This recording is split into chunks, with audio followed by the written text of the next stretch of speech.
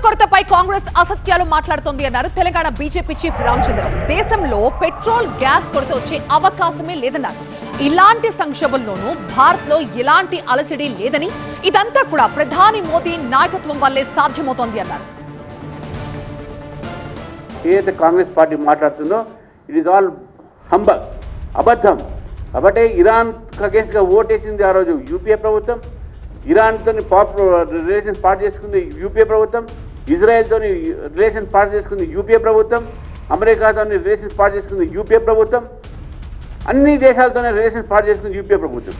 ఇప్పుడు మన ప్రపంచంలో ఒక మంచి స్థానంలో ఉన్నాం. ఇంత పెద్ద గొడవ అవుతున్నా కూడా భారతదేశంలో ఎక్కడ కూడా అలజడి లేకుండా, ఏ ప్రైస్ పడకుండా మనం జాగ్రత్తగా ఉండి నరేంద్ర మోదీ గారికి మనందరం కూడా ధన్యవాదాలు చెప్పాలి, వారు నమస్కరించాలి. మనందరం కూడా కలిసి మన క్రూడ్ ఆయిల్ ఎక్కడ కూడా మన దగ్గర డీజిల్, పెట్రోల్, గ్యాస్ కొరత రాదు. రాహుల్ గాంధీ గారు అబద్ధాలు మాట్లాడుతున్నారు, అబద్ధాలు ప్రచారం చేస్తున్నారని చెప్పి మీకు ఈ సందర్భంగా తెలియజేస్తూ